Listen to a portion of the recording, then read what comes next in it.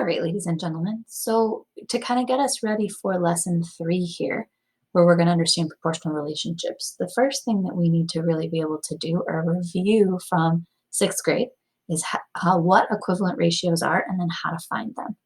We've actually been finding equivalent ratios this whole year in math. Every time we find the number 1, that unit right there, we're finding an equivalent ratio. So we're going to talk today just about what that word means, and then we're going to find other equivalent ratios besides the number 1, which is kind of what we use our number 1 to do anyway. So equivalent ratios, your kind of basic easy definition here is going to be 2 or more ratios that are equal. So that EQU in equivalent should have been a nice giveaway for you. So then it says followed by definition in own words. So you can go ahead and hit enter and then pause the video for a moment to put your own words.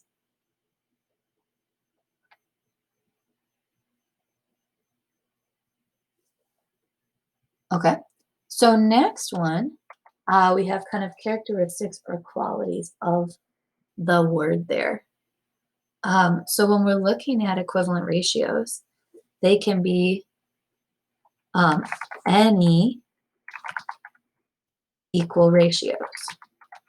Bigger, smaller, fractions, decimals, etc. It doesn't matter what they are as long as they mean the same thing. They're representing that same amount. And then we know kind of what we've been doing is when finding them, multiply or divide both parts by the same number. Okay, so those would be kind of the 2 things I'd put there. You can highlight these and put bullet points if you want. So we'll get rid of that extra one. Next one's examples of the word or possible synonyms like that. So one example would be like if you had 1 to 2, what else would be equivalent to it? So we said when we're finding them, we either multiply or divide by the same number. So I could pick any number that I wanted to make an equivalent ratio, since there's nothing here telling me what it needs to be. So let's say I want to multiply both by 4. That would make 4 to 8, an equivalent ratio, because 1 times 4 is 4, and 2 times 4 is 8. I could also pick a crazy number like 1,000. So 1,000, 1 times 1,000 is 1,000, and 2 times 1,000 is 2,000. So anything that works that way would be equivalent ratios. If we do an example of one that's dividing, let's pick, I don't know, 12 to 15, okay? So this one we could make bigger, right? We could, do the multiplying part and do like 24 to 30 if I do both of them by 2. But we can also divide. So I could divide 12 by 3 and get 4. And I could divide 15 by 3 and get 5. So that works out as well in that way. So non-examples would be ratios that aren't equal. So again, anything that doesn't represent the same amount. So if I did like 1 to 3 and 3 to 4, well, 1 to get to 3 is times 3, and 3 to get to 4 is definitely not times 3. So those 2 are not equivalent. Or let's say 14 to 8 and 8 to 14. So remember, we've already talked with ratios that the order you write them really matters. So that's going to matter for this one too. And you could put in a million other examples. But so they're any one where the 2 parts or whatever are not equal. That's what we're looking for there. Okay? So let's do some practice finding equivalent ratios. I'm going to go to the next page here. I'm going to click on my picture, right click, save to keep.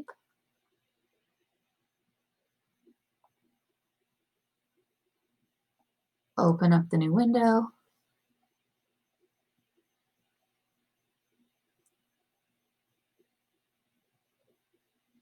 Click on it, click again, so I get the little pen. And then let's do it. So we said find, well, let me step back. If you look at this paper here, you can see that there's some boxes with some numbers missing, and then there are some places where numbers are filled in. So our job is going to be kind of to connect the boxes that are missing to boxes that we already know. So if I start in the first one, we have the ratio 2 to 10. Well, over here, we want to get something to 20. So I have to think, what do I do to get from 10 to 20? Well, hopefully you're saying multiply by 2. And so if I do it down here, I have to do it up here.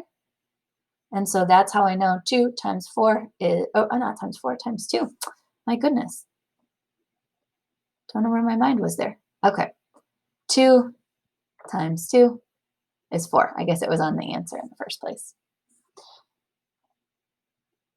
If I kind of go through and try this one again, I got 2 to get to 6 is times 3. And so 10 times 3 would be 30. Let's make this a little bigger. Okay. And in the last one of this first problem, we got 2 to get to 10 is times 5. So I'm going to go 10 to this empty box times 5, and I get 50. So that's how I'm kind of filling in my examples here. So if I try this next one down here at the bottom, let's see. Well, 6 to get to 12 is times 2. So 5 times 2 would be 10. And 5 to get to 15 is times 3. So 6 times 3 would be 18. And in the last one there, 6 to get to 24 is times 4. So 5 times 4 would be 20. Okay? So right now, go ahead and see if you can do the other two without me. So go ahead and pause the video, try to do the other two, and then start it up so you can check your work. Okay?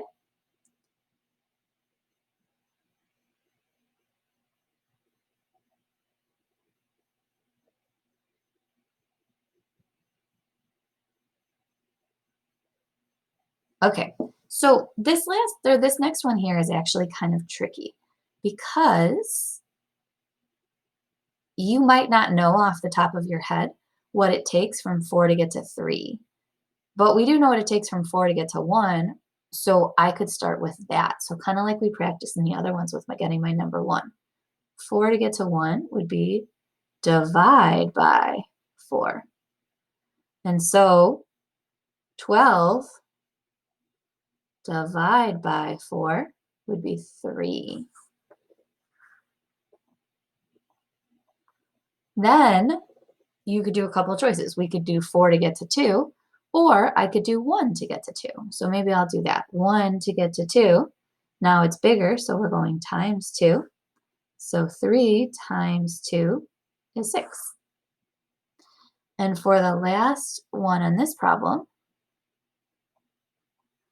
we got 1 to get to 3 is probably going to be my easiest way. So that's going to be times 3. So I'm going to do 3 times 3, which is 9. In the last problem, then we had 5 to get to 10 is times 2. So 10 times 2 is 20. And then 10 to get to 30 times 3. So 5 times 3 is 15. And the last one there, we got 5 to get to, well, we don't know. So we got to do 10 to get to 40, which is times 4. So times 4, and I get 20. The other thing that we could have done here, which I didn't do or show you, would have been actually with the 5 and the 10 to get our number 1.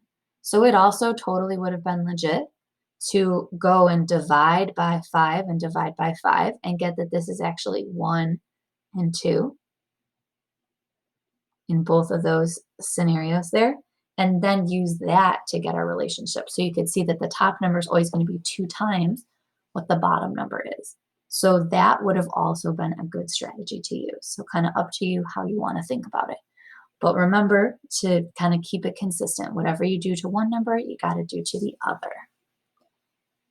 So we're going to go ahead and take this, go back, go in my notebook, delete this one out, right click, copy, I'll paste it, oops, make it a little bigger, and there you go. So equivalent ratios, you're finding ratios that are equal to each other by multiplying or dividing by the same thing. Go ahead, try your questions.